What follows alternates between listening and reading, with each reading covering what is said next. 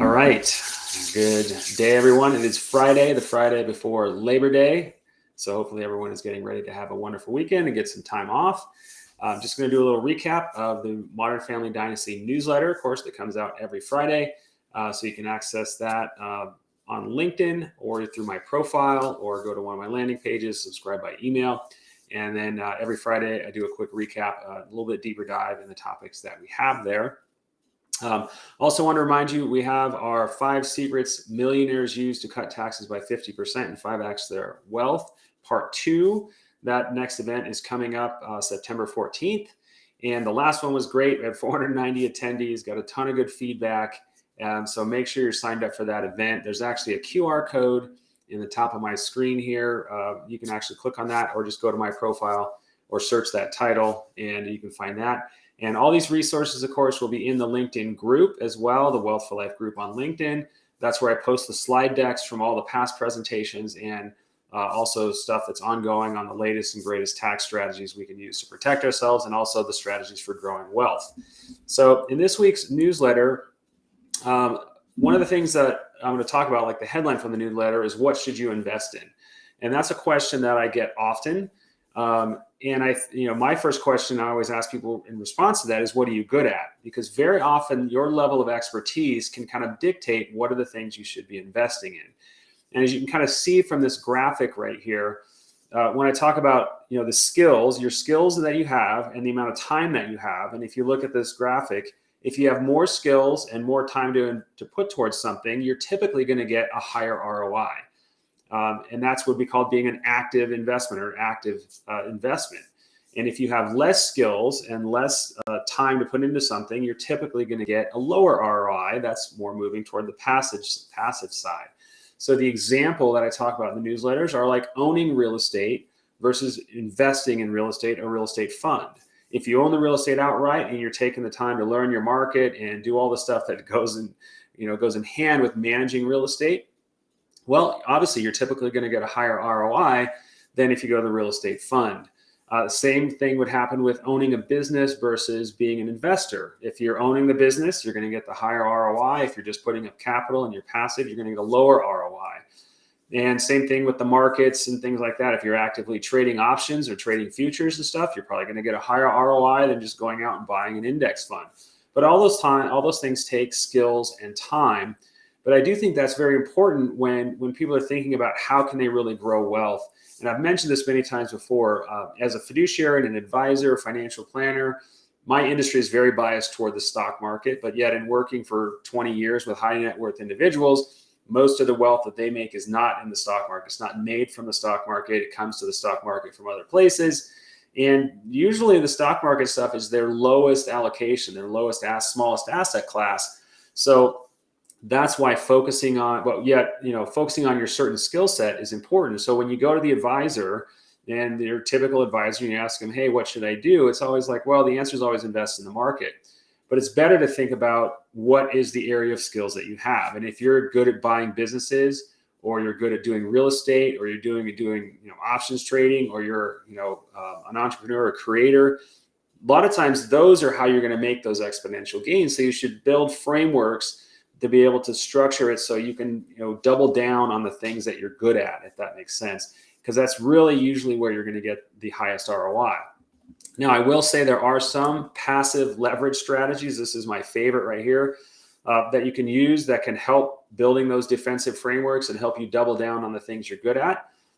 This is an article you can look. If you go to my profile on LinkedIn, you'll be able to see the best strategy for creating tax-free incomes. That one uses financial leverage. It's passive. It's tax-free, protection from market risks, allows you to build outside income streams outside the market. That is one of the best strategies out there. And as we get in a little later in today's recap, we're going to talk about offensive, defensive frameworks. That can be a good one that fits in there. So next from there, let's move into the next section of the newsletter where we talk about the chart of the week. And that is, the Magnificent Seven. When you look at Meta, Amazon, Apple, Microsoft, Google, Tesla, and NVIDIA, they are holding up the entire stock market. So this was a great chart, that shows that the S&P 500, if you take out those top 7 stocks, is only up 4% for the entire year. So the S&P 493 is only up 7% for the entire year, where all of that, the growth then is driven by those 7 stocks that are up 54%. So they're really holding up the market. And I think a lot of times the market has to have something to get excited about. And obviously AI is what everyone's excited about. So it's really that interest, I think, in AI that is kind of holding up the market in this particular year. How does that trend for the broader overall market? Well, it's hard to say. There will, of course, be leaders and companies that will come up. But again, it doesn't always give you the best feeling of security with when okay, the market's just being held up by these companies. What's going to happen if there are some issues, or as the technology starts to peak a little bit? So it's going to be interesting to see what happens. That's why I always recommend, again, having different asset types, so everything is not just based on what happens in the stock market. And that kind of leads us into the concept piece that I had in the newsletter, where I talk about kind of this idea that if you're all offense, that causes problems. And that's unfortunately where most people are, but they're all in this offensive position. And so markets get volatile, no matter how much we're told to just buy and hold, ignore the market, invest for the long term, all those things. We are emotional creatures. And so we have to just be realistic about that. When the markets get volatile, it causes emotional stress. People make bad decisions, and then that loop continues to repeat. So that's why I call this a negative loop. All offense equals more wealth is the myth, but that's what happens. This cycle ends up repeating. So you get in the markets go the wrong way. You end up getting stressed about it. You pull out, and then then you try and go back in, and you end up this constant loop that you're chasing and never really capturing the good growth. And so people end up here, in this place where they're just kind of in this unstable position. They have one income, they have the stock market, they're paying max taxes. That stuff does not feel safe. And that's why there are different frameworks that you can use to go through that. And this is an example of a framework here where instead of having just offensive assets, you have both offense and defensive assets. Then when the markets get volatile, you have this opportunity mindset. It creates this opportunity thinking that allows you to then capitalize on opportunities and create more additional wealth.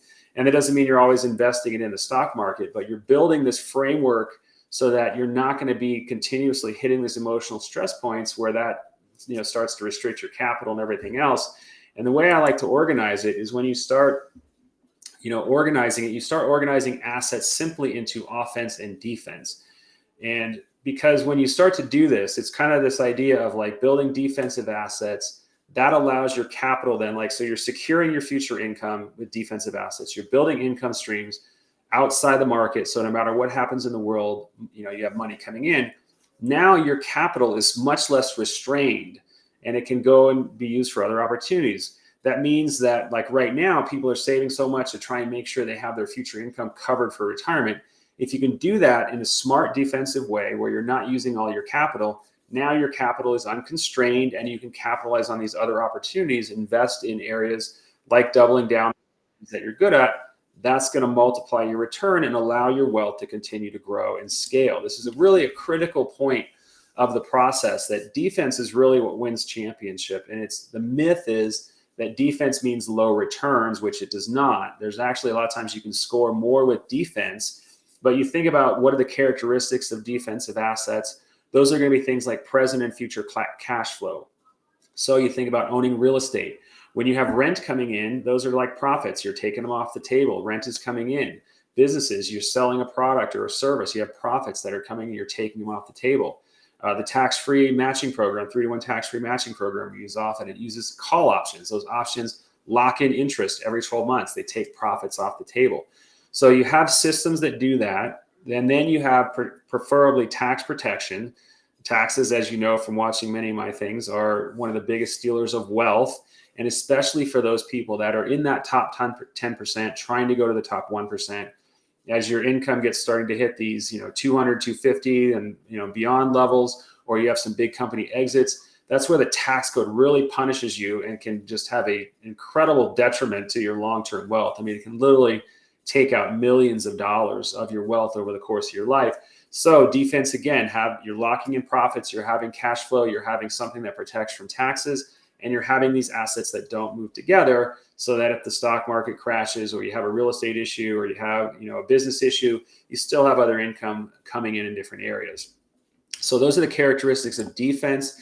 And when you start putting those things together, there's kind of a timeline that you do it, because like I mentioned, people often are starting all offense, not the best way to do things. So then you start building this defensive framework first, so that when life gets volatile, your bases are covered.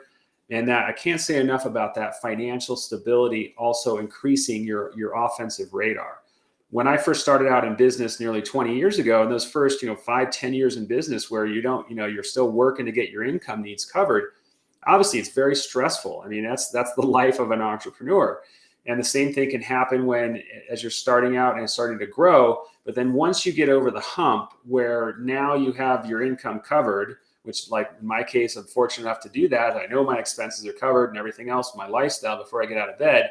Now my opportunity mindset, my ability to capitalize on opportunities goes through the roof, because it's like that old saying, never go to Vegas with scared money. When you use foundations in the right way, you have your opportunity mindset just kicks in, and that's how you start taking wealth to the next level, from 3 million to 5 million, 5 million to 10 million and beyond, is by having just more of a different structure. So my hope is that this framework of offense, defense can get you out of kind of that mindset of conventional wisdom, which doesn't really do that great of a job of helping people to get wealthy. I think the number recently I've seen is, somewhere around 1 or 2% of people are ever going to get to having a couple million in something like a 401k. So there are a lot of other ways to build assets, a lot of other ways to build wealth.